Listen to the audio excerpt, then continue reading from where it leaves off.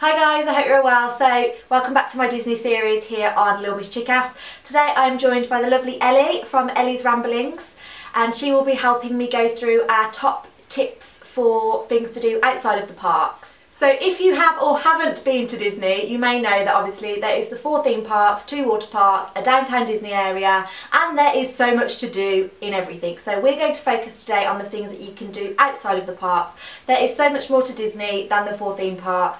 You could probably do an entire holiday perhaps without even stepping foot in a theme park. So we thought we'd have a conversation with you guys today just about our top tips of what things you should do or we recommend that you do. So when I say not the theme parks, I mean Hollywood Studios, MGM, Animal Kingdom, Epcot and Magic Kingdom. So we're going to talk about the water parks, downtown Disney, hotels, you name it. So the first thing that I think you should do if you're going to a water park is, if you go to Blizzard Beach, you have to do Summit Plummet. Now it looks scary as hell. It is a huge water ride. You basically look like you're going to go down it like that. It looks like it is vertical, but it is so much fun, and if you're a bit of an adrenaline junkie like me, you will love it. And the good thing about Blizzard Beach as well, and you know, things like Typhoon Lagoon, is there are lots of mini rides if you don't want to do it, but you should absolutely go to a water park if you are in season for it, because you didn't go to one this year. We went end of October, start of November, so the weather was still absolutely gorgeous and hot, and we could have gone. We just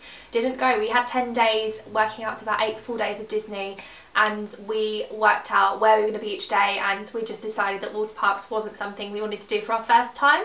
So if you are a thrill seeker and you love water rides, you've got to do at least one of them. Do you regret not doing them, or doing one of them? If we'd have had one or 2 more days, definitely would have done at least one of them, because I actually I love water rides. I'm not that good with sort of roller coasters or sort of like in theme park rides, but I will pretty much do anything in water. I don't know why, I'm just a bit weird like that. So I do regret not going to them, but we just prioritised other things first. But if we'd have had 2 days more, we would have done at least one of them. So I definitely would say go and check them out if you are interested in that kind of thing, because they do look incredible. My top tip for the water parks is go early, because you guys know what Florida weather is like, or definitely do your research on Florida weather. Likelihood is it's going to be really nice in the morning and it's going to rain in the afternoon. And not being funny guys, but being in a water park in the rain in the afternoon, not much fun, especially when there's a thunder warning and you can't go anywhere near water. So I would definitely recommend going in the morning. We were quite lucky, it didn't rain at all the whole time we were there, so I think check out when you're going, because it's pretty much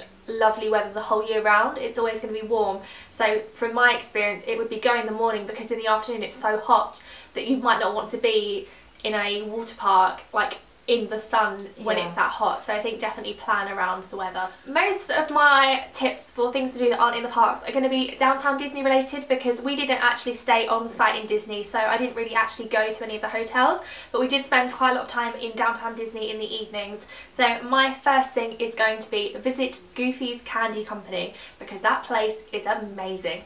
If you love sugar, sweets, anything like that, you're going to love this place. They literally have every sweet and you can think of in some sort of Disney packaging. They have everything, and then they have, the best part in my opinion is they have like this, like, I don't know what to call it, they have this counter and they've got like all these different cakes and candy apples and all these things like in the shape of characters. So for example, when we were there it was sort of Halloween time, so they had like candy apples like to reference to Snow White, and then they had things shaped like Mike and Sally from Monsters Inc. They had just have everything in all these different characters, so even if you don't buy anything, just go and look at them, because they are incredible, like what they do to them. Really amazing. You will see around the theme parks as well a lot of the Goofy Candy Company sweets, but you can go and get everything from that one shop. So if you see something in Magic Kingdom and you think, oh no, I'm not going back there and I forgot to get it, and you don't find it in any other park, you can just go to downtown Disney and it will be there. We did sort of one big shop in the Candy Company on one of our last nights, so that we had everything fresh to take home, and it actually all survived the plane. So maybe do it on your last day. I was impressed actually that all our little like cake pops survived. So definitely if you want to go and have a look, and I'd say make your purchases near the end of the holiday so that you can take it all home with you and show it off to your friends. My second point is also leading on from downtown Disney, and I would recommend that people go and see La Nuba, which is the Cirque du Soleil show, which is in the big white tent on the west side of downtown Disney. Oh my god, if you have ever seen acrobats, my mind was just blown. It's just amazing. I've seen a few Cirque du Soleil shows now around the world. I've seen Delirium here in the UK and I've seen Lanuba, and they just blow my mind. It's incredible. Now, it can get quite pricey and you do need to book your tickets as far in advance as possible, but it's just an amazing experience. It's very un-Disney, so if you're feeling a bit too, oh my god, this, even though I'm on a Disney holiday, this is too much Disney for me, Lanuba is very kind of un-Disney. It very much stands in its own right. However, if you are scared of like clowns and acrobats, it might not be the one for you. Yeah, this is something my dad really wanted to do when we went. He loves Cirque du Soleil, all things like that, but it wasn't something that me, my friend and my brother really wanted to do, so unfortunately he didn't get to go. But if you are sort of, I think it's like great for adults as well. If you have had enough of Disney and just want to do something different, yeah, go and check it out. Sticking with Downtown Disney, my second thing to do would be, you have to go to the World of Disney shop. If you don't know what this is and you're a Disney fan, you might die. Educate yourself. Go and Google it. Pause this, Google it, and then come back, because it is incredible. I walked in this shop, right, and I was like, where do I begin? It's huge. It's literally, it's so many massive rooms, and each room is a different section or area. So the first part we walked into was sort of all princesses and everything for sort of younger girls. And Bibbidi Bobbidi Boutique as well, where if you have a small child, they have a... They wouldn't let me do it. No, unfortunately we are apparently a bit too old 19, now, but you can't. But yeah, if you have a small child, they can get a princess makeover. Oh my god. You walk in and go, I want to be Belle, cute. And they'll make you Belle. And they'll put glitter on your face and put your hair in Belle's hairstyle, and you get a Belle dress, and then you get a photo taken. So if you do have young children and you are looking for something to do with them, I would definitely recommend Bibbidi Bobbidi Boutique. Oh my god, I wish I was a child just so I could do that. But definitely go into the World of Disney at Downtown Disney. You could kit your, I said this the other day to you, you could kit yourself, your partner, your kids, everyone, your pets, your house, everything you could possibly want. They have it. They have absolutely everything Disney. Like, I was quite restrained. I think I only bought a couple of things. I bought some stationery and a jumper because I could have spent all of my money in there in 10 minutes. It's mental. They have a jewellery section as well, which is amazing, and also they have a snow globe section. So I'm just like this, oh my god, where do you begin? It's quite overwhelming. So I think you could get everything you need from Disney in the World of Disney. So just go and take money, because you will need it. You will need it. And have your photos taken outside it as well, with the Stitch and oh god, the Stitch that kind of sprays water everywhere, and the Buzz Lightyear and Aurora and Cinderella and Mickey and Minnie. It's just, oh, it's a good photo opportunity as well. And if you've ever been to the one in Paris, forget everything you know about that one, because honestly the Florida one just blows it out the water. Blows it out the water. It's incredible. Going back to the water parks, if you don't like water parks, I really think you should still go and visit them. Like I said earlier, there is lots of nice rides that people that don't like thrilly rides can do. One of my favourite things to do, and it kind of leads on to a point that Ellie made in our last video that we did on her channel, about appreciating where you are. Just going around on the lazy river with a book, with just, you know, just lying there enjoying the sunshine, really appreciating where you are, what you're doing, and just having some downtime as well. Taking a minute to chill out. You need some chill time at Disney. I know that when me and James went last year, we went very go hard or go home. For the first week we were like bam, bam, bam, up in the morning, out late, get up in the morning, out late, doing lots of things in the day.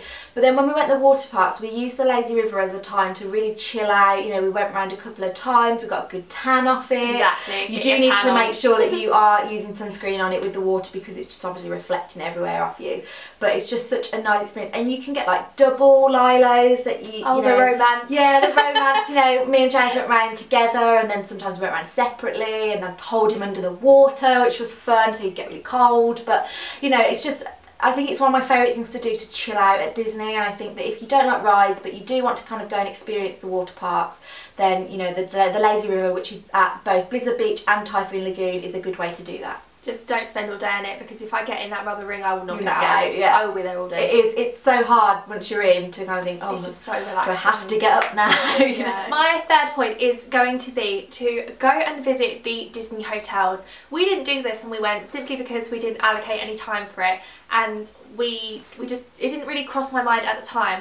But just go and wander around all the different hotels. There's so many different hotels within Disney that you can easily get to through the Disney's own transportation, just go and have a look at them. There's so many restaurants, there's so many shops, there's just so many different cool things to go and do. For example, when I go again to Disney, hopefully next year, we will probably end up staying somewhere like Pop Century, Art of Animation, something that's slightly cheaper, but we will probably go and have a look around the deluxe resorts because I'd really love to see what they look like. For example, the Grand Floridian, which is just the amazing, most beautiful hotel that they have. It is phenomenal. So I think it doesn't bother me that I can't stay there. Hopefully one day when I win the lottery or marry someone rich, I will stay there. But for now, just to go and appreciate what they look like, because so much work and effort has gone into designing these hotels that it's just so nice to go and see them, and there's so much to do within them as well. You can't use the facilities when you go and visit if you're not staying there, but we went to the Beach Club. I think we went to Beaches and Cream, so it must be Beach Club, but we went to Beach Club to go to Beaches and Cream, which is the ice cream shop, which I thoroughly recommend. Is that where you get the thing in the sink? Yeah, the kitchen sink. Yeah. I'll insert a picture somewhere for you to see exactly what it is. It's meant for 4 people. We had it with 2 of us. We were in a sugar coma. You ate the whole thing? Yeah, pretty much. No, I think it defeated us actually. We had to leave some of it. But when we were there, we couldn't believe the detailing that had gone into Beach Club. You walked down to the shore, it had its own beach. You could see the boardwalk. Boardwalk is a fantastic resort to go and have a look around. They've got shops, they've got so much to do there. That is one I do recommend. But at Beach Club, we couldn't believe the theming and the foyer. Wow, amazing. There was a captain there. It was just really, really bizarre. And it was so, we were like, oh, this is a bit posh, because we obviously stayed in a moderate at Port Orleans, and Beach Club is a seriously deluxe resort. So it's just one of those where you need to go and appreciate how much work that they've put into it. And their pool looked incredible. Like, I really want to stay there just to go in their pool. Yeah, so definitely if you've got some spare time, or the weather's not good, or it's too hot to be in a park all day, just get on the monorail or one of the buses and see where you end up. Just or a explore. boat. You can get on a boat to some of them as well. I always forget the boat. Just go and explore, see where you end up, and you never know, you might find the place you want to stay at next time. But I was just about to say, like, we went to see Beach Club, and then when we got back we were like, we should get a prize for Beach Club for next time. Leading on from what you can do in hotels, obviously I just mentioned Beaches and Cream, which is a phenomenal ice cream shop that I recommend to everybody and anybody who asks me what to do at Disney when I get emails and stuff. If you like ice cream. If you like ice cream, obviously. If you're lactose intolerant, it could be an awful situation for you. But another hotel that I would recommend is Ohana's at the Polynesian, which is on Seven Seas Lagoon. The monorail passes through it, and you can see Magic Kingdom from the dining area. And if you time your booking correctly, you will get a phenomenal view of Wishes. Honestly, it is incredible. And Ohana's as a restaurant is brilliant. Like, I've got goosebumps thinking about Wishes now and thinking about Ohana's. As well, which is sad. But I haven't even been to Ohana's, and I'm like, ooh. But honestly, it's very Polynesian themed, so Hawaiian, that sort of thing. Lilo and Stitch are actually there for breakfast, I believe, for character dining. But on the night time, there is just so much meat and stuff to eat. It's just a really good restaurant. And one of our friends, actually, Steph from Stephanie Dreams, is having her wedding reception there, I think, which is just amazing. But imagine how beautiful that is going to be, though. Like, I can't even comprehend that. It's just going to be incredible. But honestly, Ohana's such a good restaurant, and there are so many different restaurants where you can get that experience around Disney. So I know that there's a Mexican restaurant where you can get good, I know we're not talking about the parks, but there's a Mexican restaurant in Epcot where you can get a good view of Illuminations. You can do the ice cream party in Magic Kingdom, which gets you a good slot for Wishes. So, you know, your dining can be more than just food. You can definitely tailor it to different things. So, talking about food leads me on to my 4th point, which is go and eat somewhere cool, or just eat somewhere in general in downtown Disney. The holiday we did last year was pretty much a quick sort of keep going holiday, so we had a lot of quick service food, but we did have 2 meals in downtown Disney at the dinosaur T-Rex, I think it's called. Is it called T-Rex? I think so. The T-Rex restaurant and the Rainforest Cafe. They are just like, my inner child loves those places. They're literally, they're table service restaurants. They do sort of burgers, ribs, chips, all that sort of food. Pretty much everything really, but it's mostly American food. But they're both the same, as in they are very interactive. So the Rainforest Cafes, if you know about the English one, the one we have one in London, I don't know, there's probably loads more around the world. There's also one in Animal Kingdom at the entrance as well. So you can if you know about the Rainforest Cafe, it's got all the animals and it's just laid out like a rainforest basically. And then the T-Rex restaurant is set out like the dinosaur time, whatever the dinosaur time was called. So there's a massive T-Rex, there's all these different dinosaurs, there's different sort of theming within the restaurant, and then every so often there's like a meteor shower which happens, which is just really wakes fun. all the animals up. Literally, as well. like then everything comes to life, and it's a really sort of fun thing to do if you just want a quick sort of meal in the evening. So there's loads of restaurants in downtown Disney, not just those two. There's posher ones as well. My favourite on the kind of the interactive side of things again is Planet Hollywood. Yeah. If you're a movie buff, you will love it. It's not the best restaurant, but the experience is really cool, and you can just go in and look around it as well, so you might want to consider doing that. I will say to you though, is what I say all the time: book your restaurants because you will get crap seats otherwise. I've been to Rainforest Cafe once where it was a party of about 8 of us, and they didn't have anywhere to sit us. They were like, you need to come back in 2 hours. And then when we got there, we were sat outside, which kind of defeated the object of going and eating there. So book your restaurants. 180 days in advance, people, you can do it. My last recommendation for things to do that are off Disney sort of only applies to the people that are staying on Disney World. So any of the resort hotels. There are so many activities, all the resort hotels, you would not believe, from the arcade if it's a rainy day. When we stayed at Port Orleans, we had a river so we could go kayaking. We did the Surrey bikes around the park. We've got the pools. We had the dining experiences as well. There was like a little show at dinner time. You could just walk around the resort, which was beautiful. There was fishing. They did movie under the stars, which is really cool. I think they do it at most Disney hotels every night. They play a movie. I think it's 9 o'clock, and you can go and watch it outside. They set out loads of towels for you to sit on, and you can take food out there, and you can just go and have a really nice evening. It's really chilled out. We did it one time and we were just so exhausted from the parks.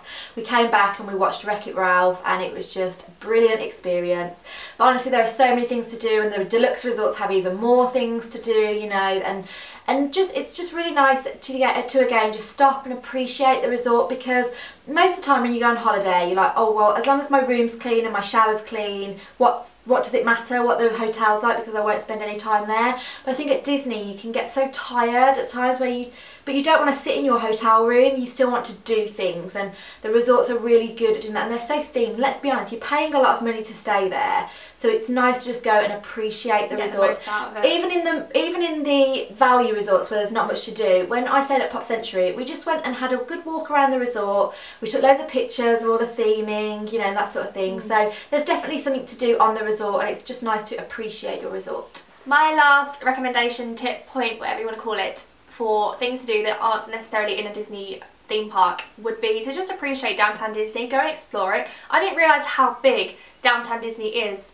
until I got there. Like, it's massive. There is so much to do there. We've mentioned a lot of things you can do in there already. We've talked about it a lot. There's so much. There is literally so much. It's absolutely huge. You've got 3 different sections to it. There's the West Side, Pleasure Island, Pleasure Island, and Disney Marketplace. There's so much to do in downtown Disney. It's just, you could spend a day there, but it's such a nice place to go at night time when it's a bit cooler and just walk around and enjoy things. If you're over 21, it's one of the only places that you can sort of, I'm not, but it's one of the only places you can sort of chill and have a drink, have a cocktail, and just so much to do. When we went last year, we walked through Pleasure Island, and there was sort of people singing, there was bands going on, there was a good Irish bar. Yeah, there is. There's just so much to do. There's loads of shops, there's places you can eat, places you can get drinks, and it's just amazing. I really wanted to go in the hot air balloon. It goes up and gives you an amazing view of the whole area, and I think pretty sure sometimes you can go in it with Goofy as well. And from the air balloon you can see other landmarks, so a bit like when you're at the top of Summit Plummet and you can see Tower of Terror, Epcot Ball,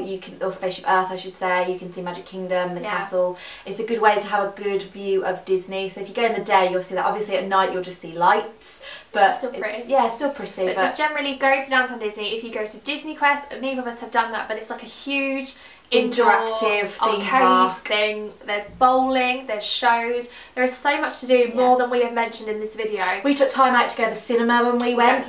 We actually went twice because we went to see Man of Steel, and Monsters University came out when we were over there. We were like, we're in Disney World, we need to go and see Monsters University like the day after its premiere. We went when it rained, so we always found something to do at downtown Disney. Exactly, there's so much to do there that even if you just take one day or a couple of evenings spread across it, go and explore it, because there's so much more to Disney to do there than you'd think.